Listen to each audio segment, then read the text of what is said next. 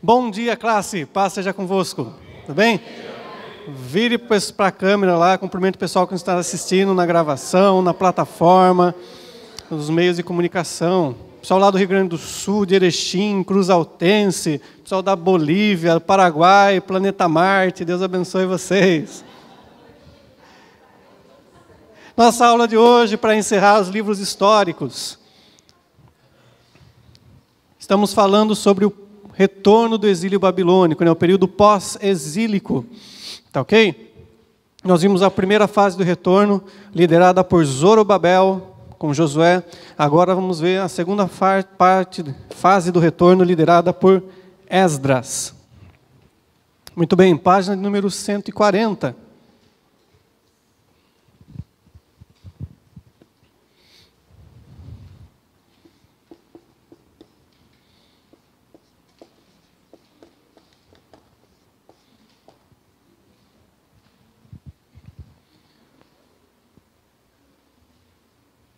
Então, estamos agora por volta do ano 457 a.C.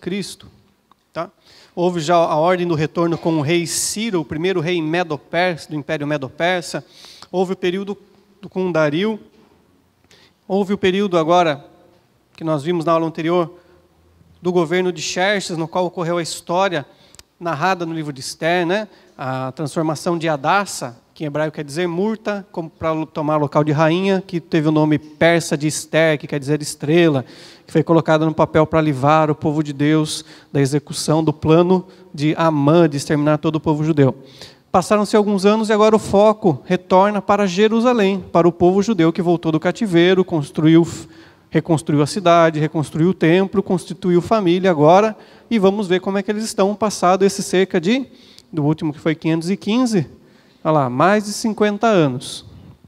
Tá ok? Quem lidera a segunda fase de retorno é Esdras. Esdras, o que ele era? Ele era um escriba que havia nascido lá na Babilônia. Tá? O escriba, o que era? Que escreve? Muito bem, não é verdade?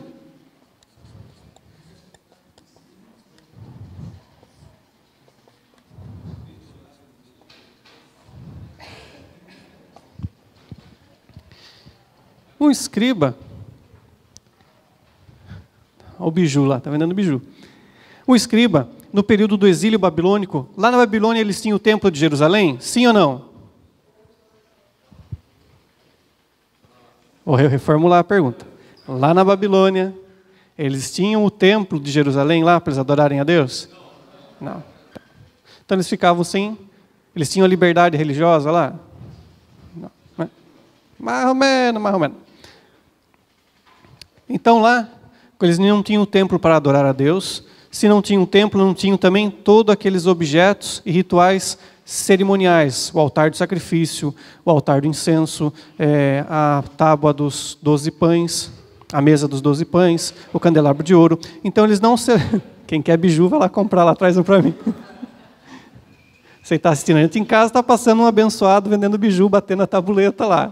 Está gostoso para dar aula aqui, vocês imaginam quanto?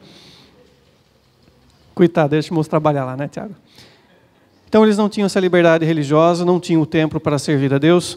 E qual que foi a forma deles de adorarem a Deus? Agora, eles passaram do ato cerimonial para se reunir em grupos de pequenas pessoas. Começaram a formar uma pequena reunião que em grego se chamou-se sinagoga. Synagogein, né? Juntar, conduzir juntos. Mais tarde foi chamado de sinagoga essa reunião. E na sinagoga o que eles faziam? Jogavam baralho, truco, tomavam cerveja. Não, o que eles faziam? Liam a lei de Deus, especialmente a lei mosaica, e comentavam e interpretavam. Para manter essa tradição da lei semear entre as diversas sinagogas que havia nas 127 províncias, o Império Medo-Persa, ele governava desde a Índia até o Egito. Então, eram mais de 8.000 quilômetros, 10.000 quilômetros, com milhares, milhões de povos, e os judeus estavam espalhados em todos esses lugares. Então, o que precisava? Começaram a surgir pessoas que pegavam a lei mosaica e os demais escritos já, Josué, a Crônica dos Reis, que depois foi compilada por Esdras, né? Esdras pegou e juntou tudo, aglutinou, e começavam a copiar, escrever, para poder difundir entre as sinagogas, ou entre qualquer outra reunião do povo judeu, para eles terem contato com a lei de Deus.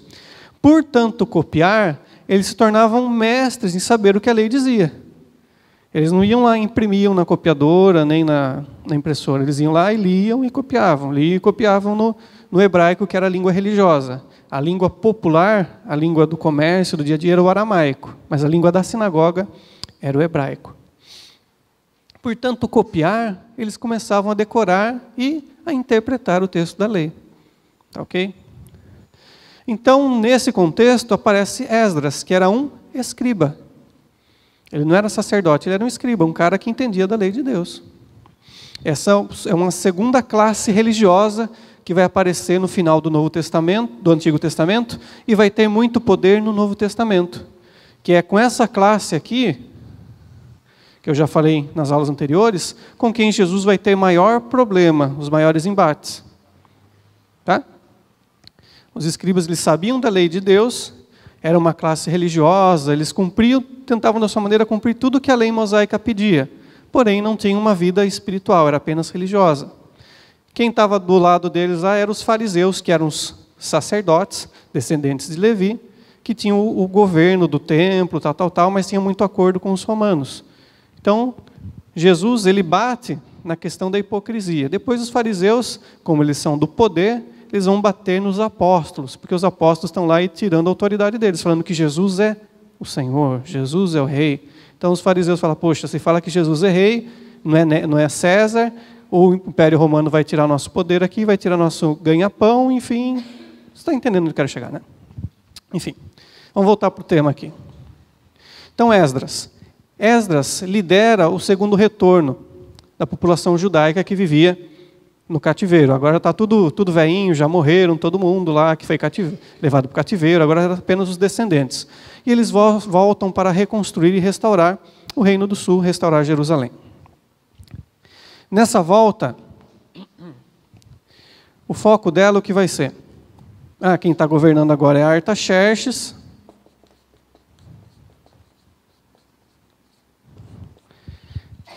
Mesmo sendo um homem livre, ele pede autorização para o rei para voltar com uma comitiva, para pegar uma comitiva de homens e ir para Jerusalém. Eles voltam para lá. E agora o que é o intuito, o que é o alvo de Esdras? Zorobabel, ele fez o primeiro retorno e trouxe o povo, reconstruiu a cidade, reconstruiu o templo, e o foco dele era a reconstrução da parte física da glória. O Esdras, quando a gente lê a segunda parte do livro dele, o alvo é as pessoas. Okay? É restaurar a ordem civil e religiosa. Você vai ver no livro dele, nessa parte, olha lá, página 140 e 141. O que ele vai fazer tanto? Retomar e restaurar a vida religiosa do povo, tomando medidas imediatas, tá? Medidas mais enérgicas. Uma delas,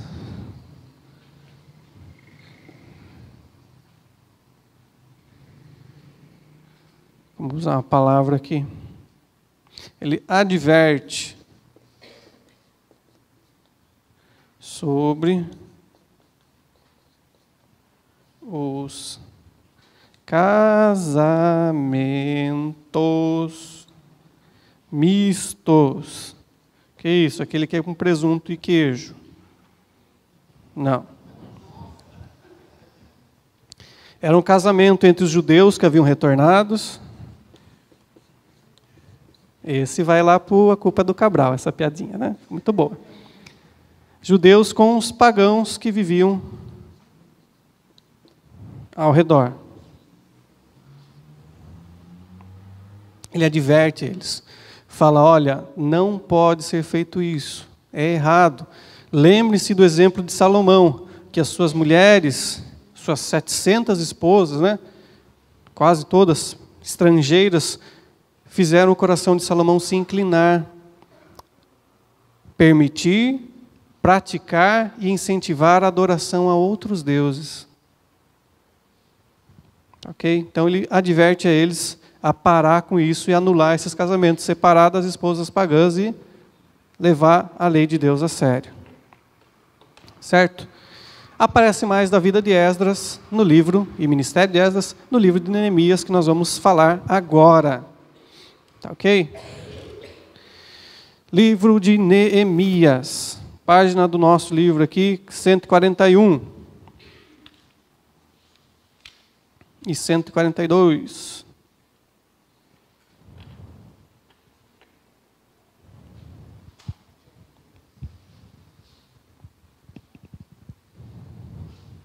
Quem escreveu esses livros? Provavelmente Esdras, compilou todas as histórias, e depois seus seguidores, a escola de escribas que ele vai criando, né? O seu discipulado que ele faz, incentivando eles a copiar a lei de Deus e registrar todos os fatos da história de Israel. Então Esdras é atribuído como a pessoa que compila o livro de Reis, dos Reis, primeiro e segundo livro dos Reis, e primeiro e segundo livro de Crônicas, e toda essa parte depois do exílio também. Neemias, página 141.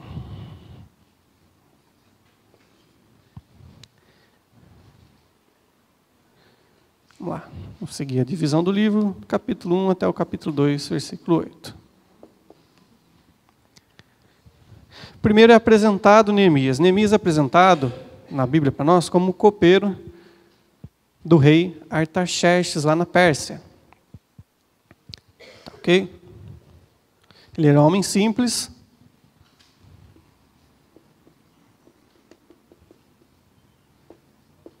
Porém, seu coração estava voltado para as coisas de Deus e para a terra do seu povo.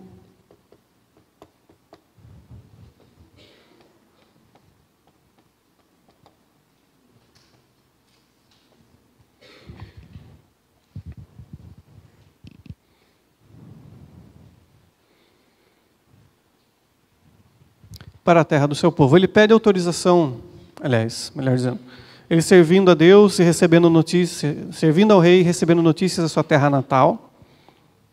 Ele fica contristado com aquilo, aquilo mexe com o seu coração e deixa transparecer no seu semblante. Ele servindo como copeiro para o rei, um dia o rei fala: por que você está triste? O rei tinha muito apreço, tinha uma amizade com Neemias, gostava da pessoa dele.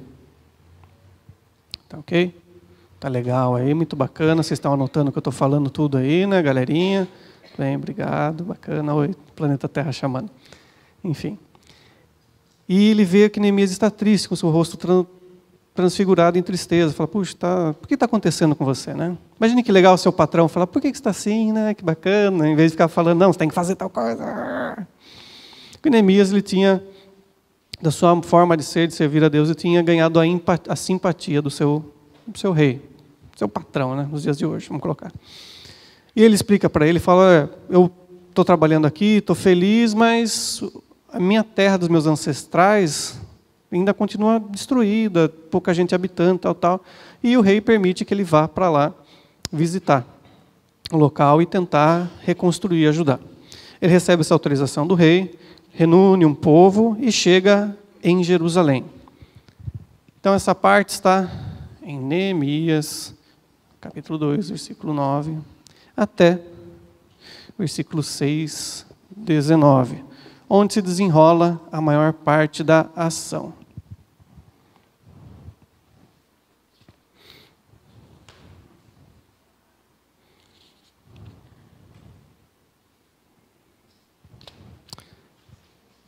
O que acontece aí? Primeira coisa, ele chega em Jerusalém sem fazer alarde, vai lá com seu animalzinho durante a madrugada e rodeia a cidade, a sua montaria, e vê que os muros ainda estavam destruídos, boa parte da cidade não estava reedificada, o templo estava construído, mas não havia muita gente morando dentro da cidade, ou seja, Jerusalém estava exposta, estava largada.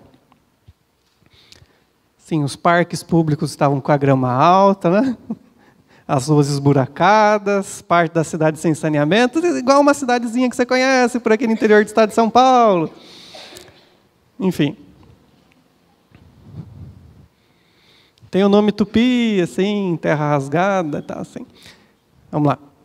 E ele vai lá e vendo aquilo, se compunge de tristeza e ora para Deus, pede perdão pelos pecados dos seus antepassados. ou seja, do povo que pecou e permitiu que aquilo chegasse. Você fala, Deus, apaga esse erro, esse pecado e nos permita reconstruir uma nova história. Resumindo assim, ele não tinha culpa do pecado dos antepassados, mas ele tem uma empatia, se coloca no lugar deles. Fala, Deus, nos perdoe, nos ajude a restaurar. E ele começa a animar, a liderar o povo. Ok? Liderar o povo, qual que é o primeiro projeto, o plano dele? A reconstrução dos muros da cidade, para que a cidade não ficasse exposta.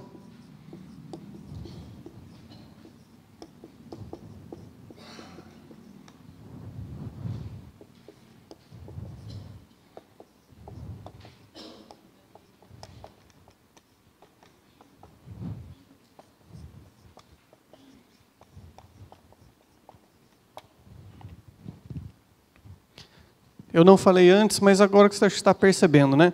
Todo o foco dos livros pós-exílio é para a cidade de Jerusalém, que era a sede da vida religiosa e a sede do governo do Reino do Sul e anteriormente de todo o Reino de Israel. Então o foco é sempre Jerusalém. O que antes era chamado Reino do Sul ou Judá, agora é chamado, já a lei dos dias lá de Esdras, de província da Judéia. Tá? Só para esclarecer, de repente eu falar algum termo aqui, para eles saberem. Então ele recomeça a construção dos muros, das muralhas de Jerusalém. Anima o povo, fala, vamos fazer, Deus está conosco, e piriri, pororó, eles começam a reconstrução. Assim, semelhança, como ocorreu nos dias de Zorobabel, os povos que habitavam ao redor vão lá e tentam também, de certa forma, usar da sua autoridade. Em especial, 3 grupos, representados por Gésem, Tobias e Sambalate.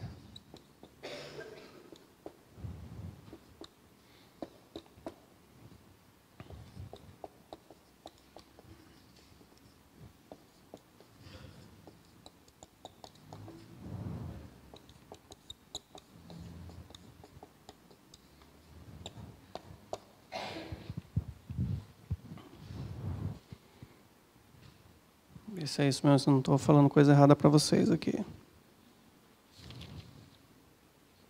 Isso mesmo. 3 líderes de povos que viviam ao redor da província da Judéia, né? Em especial de Jerusalém, vão lá e falam, olha, Neemias, deixa a gente participar com vocês da construção, a gente quer ajudar. Aqui, ó, eles queriam ter influência para tirar a autoridade de Neemias. E o autor, né, do livro de Neemias, provavelmente Esdras, dá o nome aos bois. Gésem, que era um líder, uma autoridade dos povos árabes, né? Viviam no sul de Judá, no deserto da Judéia, região de Negueb. Você foi ano passado lá em Israel, passeou lá, você conheceu lá. Tobias, um líder dos amonitas, que viviam ao leste de Israel. E Sambalate, líder dos asdoditas. Tá? Asdodita, uma das cidades dos filisteus, Asdod, que existe até os dias de hoje, que hoje é um grande porto pertencente à moderna Israel. E eles vão lá e falam, Neemias, deixa a gente ajudar na reconstrução. Neemias fala, não, valeu, obrigado. Essa construção aqui é nossa e não vamos misturar os crentes judeus com os pagãos. E eles vão tentando de tudo que é maneira forçar Neemias a ceder, e ele sempre fala não, ele é firme na sua postura. Agora eles começam até mesmo a preparar armadilhas para Neemias, para tentar capturá-lo, matá-lo, ou até mesmo tirar a sua autoridade, envergonhar a sua autoridade. A reconstrução dos muros continua, Neemias não para. Tá, ok? Num dos episódios, eles mandam Neemias estar trabalhando lá na construção do muro. Então, Jerusalém é uma parte alta e uma parte baixa, até os dias de hoje. Eles vão lá, mandam chamar Jeremias na parte alta. Jeremias fala, avisa eles que não vou parar, pois estou fazendo uma grande obra. Tá? A gente pode tirar isso de lição. Quando algum problema, algum inimigo vier afrontar, você fala, não, vou lá trocar ideia com o problema, vou trocar ideia com o inimigo. Aqui, ó, não vai, não, nada. Fala, não posso parar o que eu estou fazendo para Deus, porque estou fazendo uma grande obra. E esse é um dos segredos da do ministério e da liderança de Neemias. Diante dos problemas e dos inimigos, ele não para, não vai trocar ideia com o problema, falar, essa doença aqui eu vou parar, essa falta de emprego que eu vou parar. Não, ele continua servindo a Deus com o seu propósito, com sua missão e o seu ministério, independente das adversidades, das dificuldades. E ele continua, ele lidera o povo na reconstrução. E como que eles fazem a reconstrução? Eles trabalham do amanhecer. Outro detalhe do ministério de Neemias. Eles trabalham do amanhecer até o pôr do sol. Tá? Então ele entende que aquilo é algo prioritário, urgente, que ele não pode parar. Tá? Então na nossa vida, no nosso ministério, nossos focos, nosso trabalho, nossa família, tem que ser regrado e com prioridades. Fala o que tem que fazer. Não, isso aqui é urgente, tem que fazer do amanhecer até o pôr do sol. Não posso parar, não, agora eu vou tirar umas férias aqui do ministério, estou muito cansado. Tal. Não. Terminou aquele propósito? Não terminei. Então, de amanhecer ao pôr do sol. E como que eles faziam? Com desleixo, de qualquer jeito? Não, estou trabalhando para caramba aqui, estou trabalhando muito, mas como é que eu faço? Faz da maneira certa também. Não pode apenas fazer, tem que fazer da maneira certa. Diante das ameaças, o que eles faziam? Eles trabalhavam com armados. Então, até o autor usa uma figura, fala, numa mão era um instrumento de trabalho, na outra mão a espada. Então, estou trabalhando aqui, imagina, com a colher de pedreiro lá, passando cimento, tchau.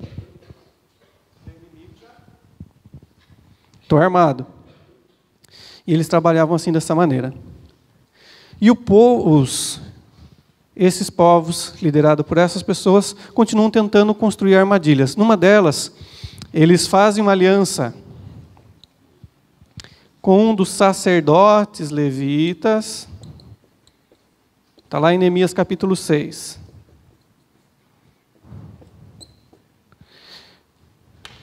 E fala, Neemias, então tem um plano para matar você. Vai lá de noite no templo de Deus, entre pelas portas do templo, e o sacerdote fulano de tal, que eu esqueci o nome agora, vai lá conversar com você, vai falar qual que é o plano que tem contra você, e vai te dar uma forma de escapar. Neemias, que era esperto, falou, daqui que eu vou entrar no templo, eu não sou levita, o que eu vou fazer lá? Que Deus me guarde e me livre de cometer tal maldade. Ou seja, Neemias ele estava atento na sua função, no seu ministério. Como eu falei, ele não conversava com o problema, ele conversava com a sua missão. Ele tinha um foco na sua missão. Tá ok? Em 52 dias eles concluem a construção das muralhas. Esses povos ficam espantados, falam, puxa vida. Primeiro, enquanto estavam construindo lá, falou, não vai deixar a gente participar também, não vai deixar a gente exercer autoridade, e começavam a debochar, a tirar sarro, falar, olha, vai passar uma raposa, vai derrubar essas muralhas, e vai soprar um vento e vai cair.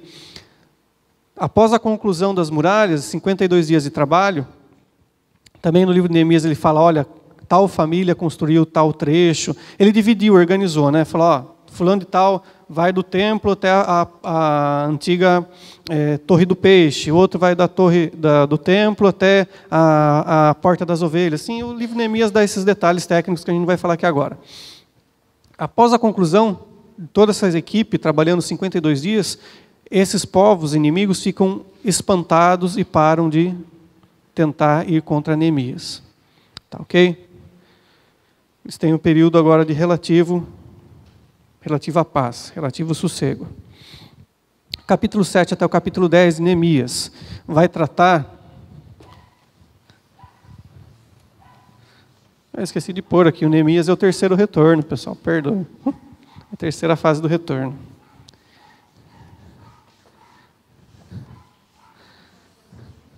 Segundo Esdras. Agora, do capítulo 7 até o capítulo 10 de Neemias, ele vai tratar de uma reforma civil religiosa.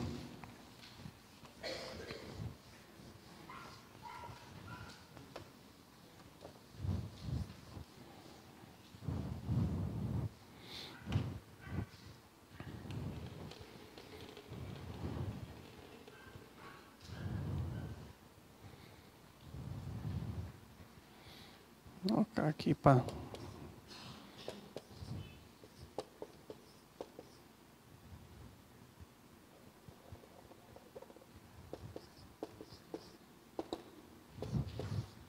Vamos lá, em Neemias 7:10. Então agora ele vai promover uma reforma civil e religiosa.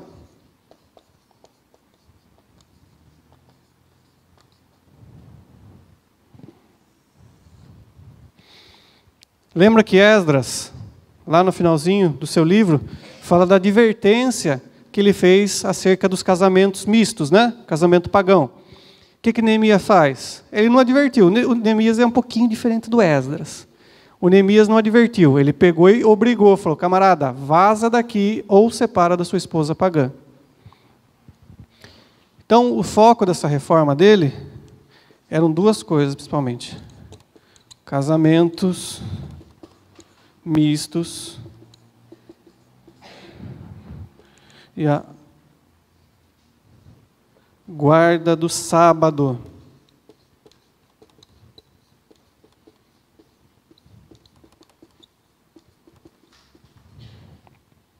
Tá ok? Então Neemias reuniu o povo, fez um censo com o povo, viu quem era casado, os casamentos mistos, anotou e falou: e aí, camarada, como vai fazer? Vai ficar aqui dentro de Jerusalém ou vai dar linha na pipa? E eles oraram a Deus juntos, se arrependeram dos seus pecados, prometeram expulsar as suas esposas estrangeiras. Ai, que horror, Tiago, ai, que horror, ai, que horror. Não tem nada a ver com Jesus isso daí. Não, tem sim, está na Bíblia. Tá? Então, era o modo deles se manterem a lei, manterem puros e manter aquilo que Deus mandou. Tá bom? Se não gosta disso, você arranca 1 Coríntios capítulo 7, do versículo 10 até o versículo 24 da sua Bíblia, que fala acerca de relacionamentos mistos. Ai, Tiago, que horror, ai, que horror, eu não gosto. Problema seu, eu estou falando a verdade, você não gosta, não estou nem aí. Tá bom? Tem gente muito mimizenta hoje em dia, até na igreja, pelo amor de Deus. Tá bom? Eu não sou tão bruto assim também, né? Tá bom?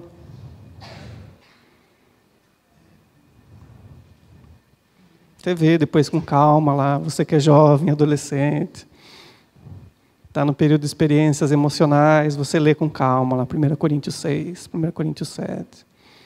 Conversa com seu papai, com sua mamãe, conversa com seu pastor, vê o que a Bíblia fala. Tá bom? Eu não sou que nem Neemias, assim, tão cavalo, tão bruto. Vamos lá. Então, eles fazem essa promessa, eles falam: olha, nós vamos encerrar esse relacionamento e vamos mandar embora. Né? Expulsar é meio forte, mas a verdade é mandar embora. As esposas estrangeiras, é lógico, obviamente, com dinheiro, com cuidado, né? Conforme a própria lei mosaica falava acerca dos estrangeiros. Visando manter a pureza religiosa, para que assim, como lá Esdras advertiu, falou para que eles não se misturassem, não adorassem os deuses, não acontecesse tudo aquilo que o exemplo de Salomão era bem claro, né? E a guarda do sábado, que ele bate no pé porque ele até lembra que a não observação dessa guarda do sábado foi o motivo de eles terem ido para o cativeiro. Isso lá no finalzinho, na última parte do livro.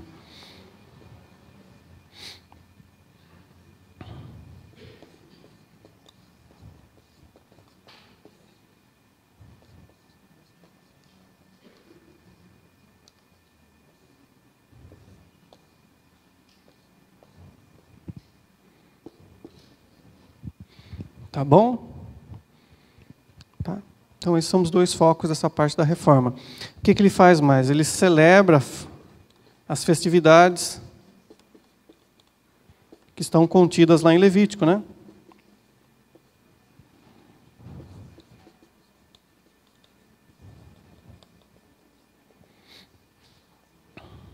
Certo? Sendo que a que ele celebra é a festa dos tabernáculos.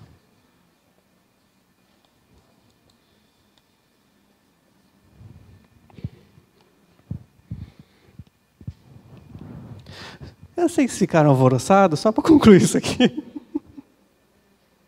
Tá? A questão não é apenas do relacionamento da pureza, não é apenas do relacionamento moral, mas de repente com quem você faz uma aliança de trabalho, uma aliança, sei lá, de amizade, em tudo, né? O exemplo lá da primeira carta aos Coríntios, capítulo 6, fala acerca do jugo desigual, né? 2 animais trabalhando, um boi e um cavalo, um boi e um jumento, igual o jugo, né? Aquele instrumento que prende os animais, uma barra de madeira simples, ou algo mais sofisticado, né? Um cano.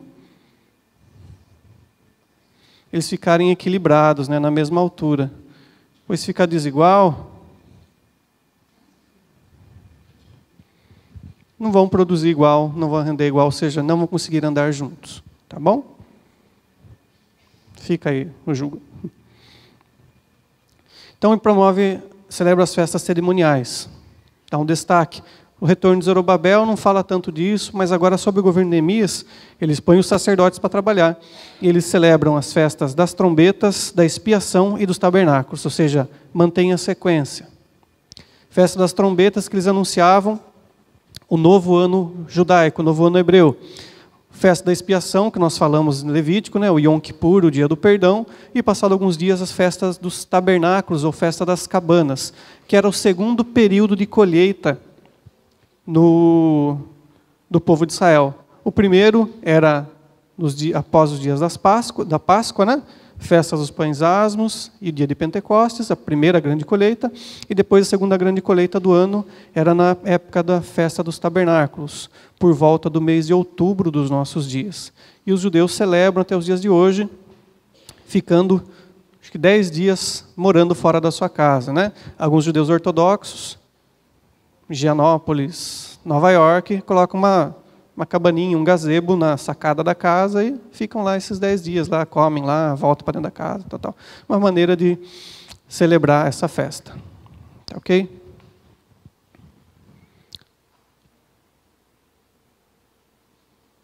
Certo? Depois desse tempo, Neemias volta para a corte de Artaxerxes, lá na Pérsia, para mostrar a cara, picar o cartão, foi lá no INSS e falou, estou vivo aqui. Conversa com o rei, e o rei permite ele retornar para Jerusalém. Quando ele retorna para Jerusalém, o que ele encontra? O povo fazendo tudo ao contrário, fazendo tudo errado.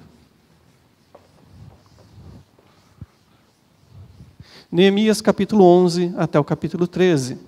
Fala desse período quando ele vai para a Pérsia e depois retorna.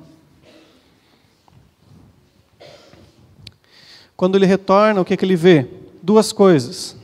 Primeiro, que os povos, algumas das pessoas não cumpriram o que eles prometeram acerca dos casamentos mistos, né? Continuaram casados ou contraíram casamento com esposas estrangeiras.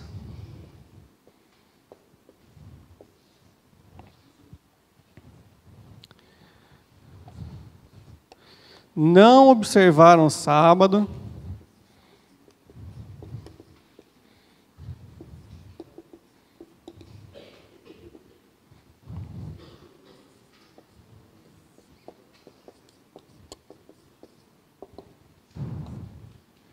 E Jerusalém continuava vazia.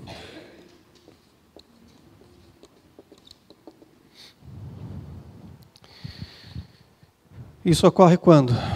Por volta, mais ou menos, né, o ano 432 antes de Cristo. Ok? Então Neemias foi lá para Artaxerxes, compareceu com ele, e agora recebe autorização e volta para Jerusalém. Ao voltar para a cidade, o que ele encontra? Aqueles que haviam prometido, que tinham separado, foram lá, juntaram de novo, ou contraíram um novo matrimônio com esposas estrangeiras. O que ele faz? Conversa, dá uma boa conversa, assim, fala, olha, está errado o que você fez, é que feio. Não, o próprio Neemias fala que até mesmo alguns deles eu bati e puxei os cabelos. Falou, camarada, você prometeu uma coisa e fez outra. Ou você é homem, ou você é criança. Aquilo que que é acordado não sai caro, né? Aquilo que é combinado não sai caro, como diz o ditado popular. E mandou agora eles expulsarem. Falou, vai, vaza, tchau. Manda a esposa embora ou vai junto com elas. Esposas e filhos. Ai, que maldade, ai, que maldade. Já falei antes, não vou fazer a piada de novo, tá?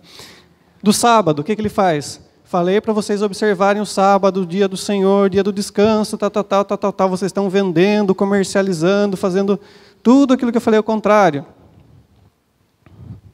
Vamos colocar aqui, para você lembrar, né? Bate e expulsa. Neemias, um cara tão calmo. O que ele faz no sábado? Manda fechar os portões da cidade. Lembra quando você era pequeno? Seu pai e sua mãe falavam, se você não parar com tal coisa, eu vou tirar tal coisa de você. Você não vai me obedecer? Vai, não vai. Tem uns pais que eram mais calmos, pegavam e guardavam o brinquedo, videogame, boneca, sei lá, celular hoje em dia, tablet, computador. Alguns mais assim, com uma retórica, uma didática mais profunda, assim, pegava e quebrava e falou, pronto, não tem mais, acabou. Oi? Não obedeceu, vai o videogame para o chão, vai para a água, vai para a doação, resolvido. Então, Neemias falou, se vocês não entendem por bem, vão entender de forma física. Fechar os portões da cidade. Falou, ninguém entra, ninguém sai de Jerusalém. Deu sexta-feira, às 6 horas da tarde, está fechado até sábado às 6. Pronto, vocês não observam o sábado por bem, vão observar na marra. E diz que quando fechou a primeira vez, até os comerciantes estavam acostumados a ir todo sábado lá vender, eles chegam lá e falam, e aí, agora, vai abrir, não vai? E depois, no próximo sábado, já tinham entendido que a regra era outra agora. Tá ok? A cidade continuava vazia. Não havia número de moradores suficientes para proteger Jerusalém de um próximo ataque. O que ele faz? Ele espalha isso para toda a província da Judéia e os povos se animam e ele convoca eles, os judeus que habitavam na província, nas outras cidades fora de Jerusalém, e muitos vão lá para Jerusalém. Ele faz um censo de novo e começa a espalhar o povo para dentro da cidade. E diz que uma forma que foi feita isso foi tão bonita que desses que chegaram para habitar a cidade, eles se reuniram em 2 grupos, um foi para o lado direito da muralha, outro para o lado esquerdo da muralha, em Jerusalém, e foram rodeando. A hora que se encontraram no centro, no portão principal da cidade, eles começaram a celebrar e adorar a Deus e subiram para o templo. Tá ok? Ele começou a distribuir os povos dentro da cidade, né, para que aumentasse a população e a cidade ficasse protegida. Tá ok? Então ele convoca pessoas que viviam fora de Jerusalém, na região do campo, fora da cidade, na região do campo, e em outras cidades da província da Judéia.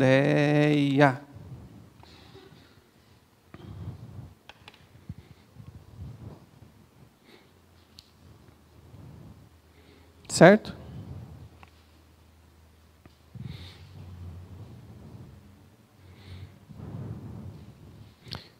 Até um de vocês comentou aqui agora, hora de pouco, né, nessa questão dos casamentos mistos, você vê como aquilo havia entrado na mente do povo, na cultura. Um dos sacerdotes levitas havia se casado com uma mulher estrangeira que era parente daqueles povos inimigos, né, liderados por Gessem, Tobias e Sambalate. Tá bom? Certo? Com isso encerramos os livros históricos.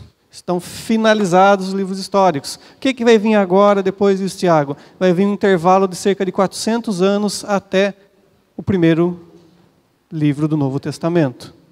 Tá ok? Só um momentinho só. Dentro do relato bíblico,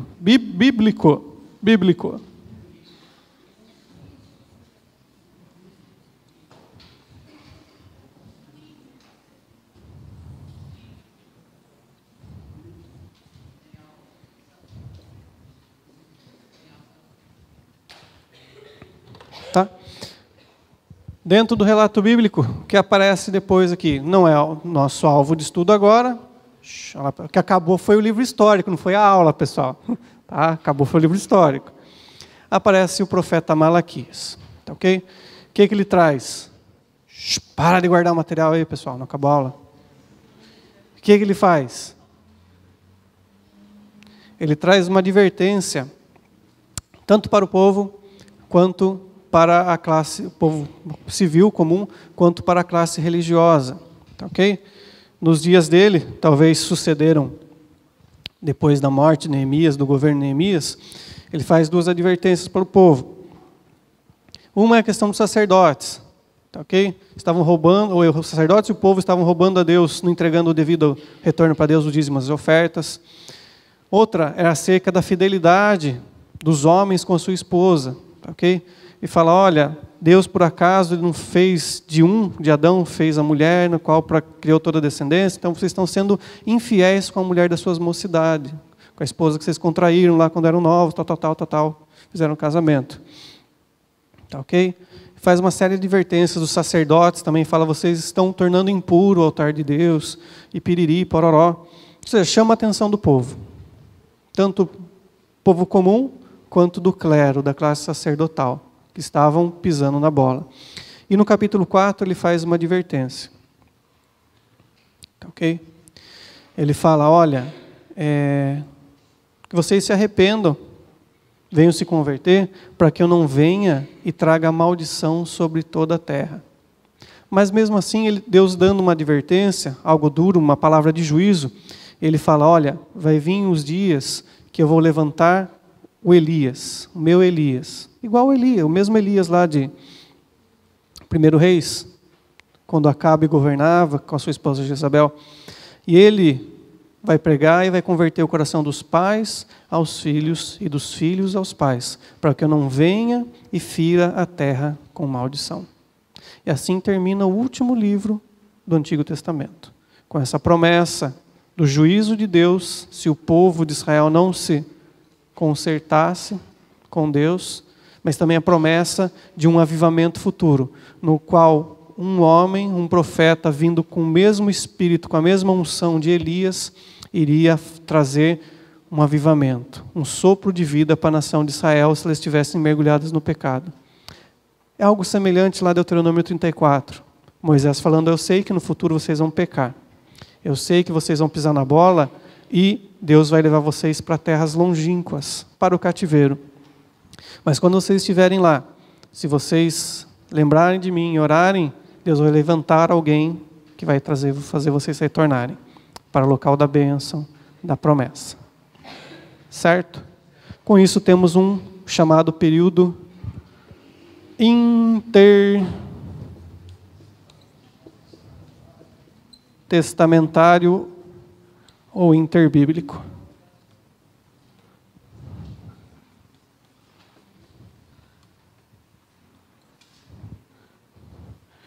No qual não temos nenhum relato bíblico acerca do povo de Deus. Temos relato histórico.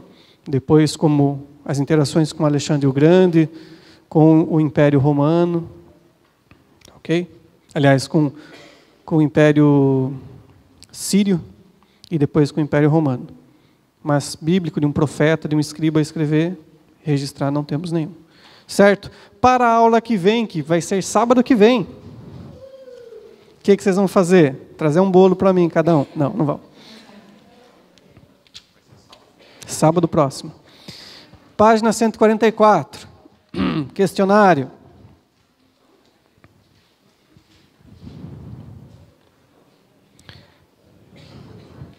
Página 144.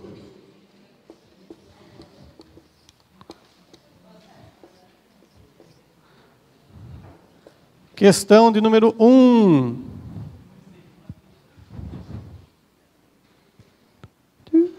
Questão de número 3.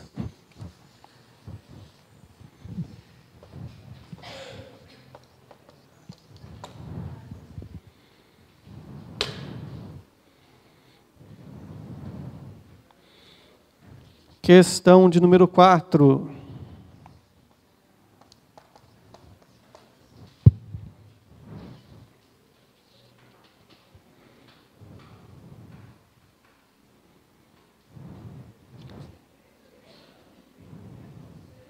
Questão de número 10.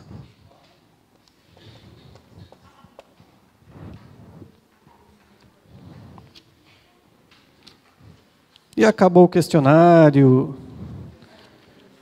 Para leitura, ai que legal. Vai ter que ler também. Ai, professor, eu adoro ler. Eu fico ansioso na hora que o senhor fala que tem que ler. Até corre uma lágrima dos meus olhos.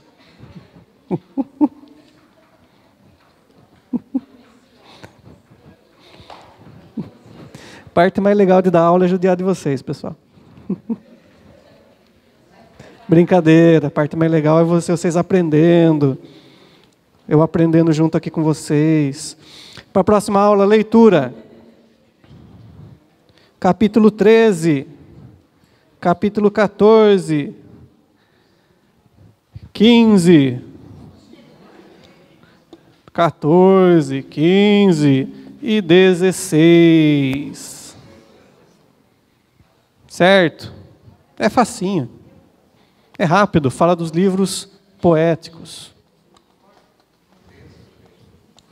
É o 13? Eu pulei o 13? Pulei o 13, isso mesmo. Obrigado. Obrigado, irmão.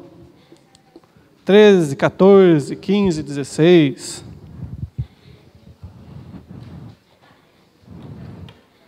Leem rapidinho isso daí.